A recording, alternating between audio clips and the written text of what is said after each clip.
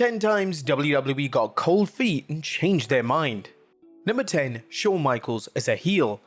In 2005, WWE would make the bold call to turn Shawn Michaels heel. HBK was set to feud with Hulk Hogan, and due to the WWE not wanting the feud to be a face versus face rivalry, they made the call for HBK to turn heel for the first time in several years. HBK was beloved at this point in time, so Mr. WrestleMania was going to have to work extremely hard to get the crowd to even boo him. Although this heel turn would be brief, HBK would deliver some of the finest work of his entire career, as his heel character was outstanding and he instantly became one of the top heels on the show. Due to the feud between HBK and Hogan ending before initially planned, WWE had no use for HBK as a dastardly heel, so they made the executive call to turn him back into a babyface following the 2005 SummerSlam. This was a massive shame, as HBK was so enjoyable in the role and the fans were eating it up. From WWE's perspective, they believed that they needed HBK as a babyface on the roster, and whilst this may have been true, HBK as a villain should have been something they explored again, but they never went in that creative direction. Number 9. Chris Jericho in the main event of WrestleMania 16. The original plans for WrestleMania 16 were to see Chris Jericho ascend into the main event scene and main event the biggest show of the year in a WWE title match against Triple H, The Rock, and The Big Show. WWE was so sure on this being the main event that they even released promo material with all four men featured. As we all know, WWE decided to remove Jericho, and instead they opted to give Mick Foley, who had seemingly retired weeks before Mania, a WrestleMania moment by allowing him to feature in the match. Jericho himself would reflect on WWE getting cold feet when it came to his main event match, and this is what he had to say during an appearance on Kurt Angle's podcast. The original plan for that match was Hunter, Rock, Big Show, and Jericho. If you think I'm just saying that because I heard rumors or someone told me, they actually made promotional pieces for the match. I was never officially told I was in the match, but why would I be in the promo material if it wasn't true? There was a billboard on Sunset Boulevard with a picture, and I remember seeing it and going, wow, that's cool, I'm on that. Then they started talking about the four-way, and I thought I have to be in it. I think Vince didn't have the belief in me to put me in that spot yet, so we brought Mick back. Number 8. Making Triple H the guy. Now in the summer of '99, WWE had firmly decided that Triple H was going to be the new top heel in the company. Triple H had truly stepped up, and whilst the fan reception to him at this point was mixed, he definitely had what it took to handle the pressure of such a significant role.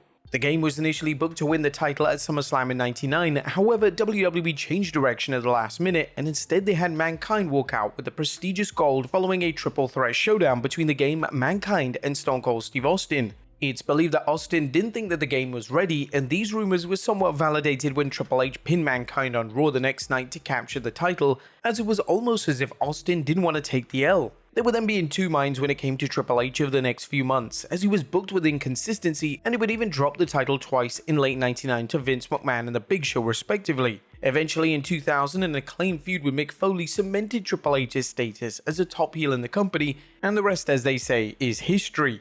Number 7. Ali is Mr. Money in the Bank. Vince McMahon was prone to giving up on wrestlers for no reason at all, as he was often prone to making drastic creative calls. In 2019, he decided that Ali was going to win the Money in the Bank briefcase, but at literally the last second before Ali went through the curtain, he decided that he was going to have Brock Lesnar come into the match at the closing moments to steal the briefcase. This booking call received justified criticism from fans, especially because it made Ali look utterly incompetent, as if he was frozen in fear at the sight of Lesnar. According to Ali on an interview with TalkSport, the frozen with fear spot was the idea of none other than Vince McMahon himself. Day of, I'm winning it. Man, this is my moment. This is everything I've been working for. I can't believe it. This is awesome. Then the match is about to start, so the entrances have started. I may be wrong about this, but Baron Corbin is making his entrance, and I'm soon to be making my entrance, and that's when I get pulled that I have to go see the boss. Ali continued by saying, Vince says, this is what I want. Grab the briefcase. Shock. Then you're frozen. This is what I want. And you have to realize, right before you're about to go out through the curtain, it's not the time to argue. You're getting a direct order about what is to be expected of you. Number 6. Scott Steiner as the face of Raw. WWE had really high hopes for Scott Steiner. Upon debuting on the Raw brand, Steiner was instantly propelled into a main event program with Triple H, and WWE hoped that this would establish Steiner as the top babyface on Raw. Unfortunately, Steiner's in-ring work had regressed to such an extent that the fans turned on him and began to favor Triple H, who was WWE's resident top heel at the time. Steiner was even rumored to have a prominent match at WrestleMania 19, yet his performance at the 2003 Rumble and 2003 No Way Out pay-per-view was so unbelievably bad that WWE cancelled any creative plans for the former WCW World Champion, and Steiner would be left off the card entirely. Number 5. Big Show's WrestleMania moment. At WrestleMania 30, WWE launched the annual tradition that is the Andre the Giant Memorial Battle Royal. For the first match, WWE wanted Big Show to be the inaugural winner, but then Vince McMahon decided that maybe the Big Show perhaps wasn't the right call on this occasion. McMahon and WWE decided that it would benefit Cesaro to win the match, and Big Show, who was always known for being selfless in the ring, was on board with the creative change. The former WWE champion discussed WWE getting cold feet on his win during an appearance on Talk is Jericho. That first Andre Battle Royal, I was supposed to win that. Then the day of, they're like, oh, we're gonna go with Cesaro. I'm like, okay, Cesaro's a great dude, incredible talent, speaks 5 languages, this is a guy that absolutely I'll get behind. No problem. And I put him over the best way I could. He slammed me over the top, I shook his hand at the end, and that's what you do in this business. You want to make guys. Number 4, Mankind main eventing WrestleMania 15. Mankind was firmly embedded into the main event picture of WWE at the start of 1999, and it was a given that he would be involved in the main event of WrestleMania 15 in some capacity. The original creative call was to see Mankind take on Stone Cold Steve Austin and The Rock in a triple threat match.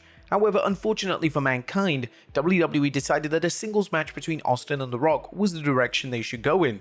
Mankind would instead be involved in a match against the Big Show on the show, where the winner would become the referee for the main event. Mankind would win the match, and despite being brutally attacked by the Big Show, he was somewhat involved in the main event during the closing moments. Mankind reflected on this decision. That was the year it was supposed to be a 3-way. It was supposed to be me, Rock, and Steve, and the decision was made at the time it had to be a singles. Even though in future years we would see several 3-ways and really good 3-ways personally, I believe Steve and Rock was the right call, but for me, it was really disappointing. Number 3, Roman Reigns' second Royal Rumble moment. The 2020 Men's Royal Rumble is widely regarded as one of the greatest Rumble matches of all time. The match was booked to perfection, and it was a breakout performance of Drew McIntyre, who would go on to win the match on main event night 2 of WrestleMania 36. Based on how the match was presented, it could have been inferred that this match was planned out way in advance. However, McMahon initially wanted Roman Reigns to win the match itself. McMahon wanted Reigns to win, and then he was going to challenge The Fiend at WrestleMania 36. It's unclear what exactly changed, but this creative plan was scrapped in favor of a McIntyre victory, which was definitely the right call. Number 2, Roman Reigns vs Edge. By the time WWE arrived at WrestleMania 37, Daniel Bryan had firmly become one of Vince's favorite wrestlers. This was a drastic change of tune from McMahon, as at one stage, McMahon resented Bryan and he didn't believe he was main event material. This admiration from McMahon was on full display in 2021, as although McMahon had penciled in Roman Reigns vs Edge as a main event of Night 2 of Mania 37, he was unsure about the matchup and he decided to add Bryan into the mix. According to Bryan during an interview with BT Sport, he was actively trying to get out of the main event, as he believed that the match should have been a standard singles encounter. I kept trying to get out of it too. This is a heck of a story. 10 years to the day that he was forced to retire. It was shortly after Elimination Chamber and the build up to the singles match I had with Roman at Fastlane. It was like, this is going to be a stick Daniel Bryan in here thing. Not to say I wanted to be part of it, I just thought it would be such a strong main event, just the two of them. WrestleMania 30, it felt like with the way the crowd was reacting with Batista and Randy, they kind of needed me in there. This one didn't feel like it needed me. And number 1, Cody Rhodes finishes his story. Heading into WrestleMania 39, it was an expectation amongst fans that Cody Rhodes was going to finish his story. Rhodes had been presented as WWE's next top guy, and with the reigning undisputed champion Roman Reigns virtually being a part-timer, it was now time to crown a new champion. Despite being the odds-on favorite heading into the match, Rhodes lost the match and fans were collectively speechless. There was concern that WWE had dropped the ball when it came to Rhodes finishing his story, and fans questioned if Triple H had reservations regarding making the former AEW name the face of the company. Thankfully, the following year at WrestleMania 40, they would decide to deliver a rematch, and this time they followed through on Rhodes becoming the guy. While some criticism does still circulate around WrestleMania 39's outcome, the booking and presentation of Rhodes vs Reigns Part 2 was outstanding, and some would even say that WWE did the right thing by holding off for a year. But there you have it folks, 10 times WWE got cold feet and didn't follow through. Be sure to leave your comments down below, and I'll see you next time with some more wrestling content.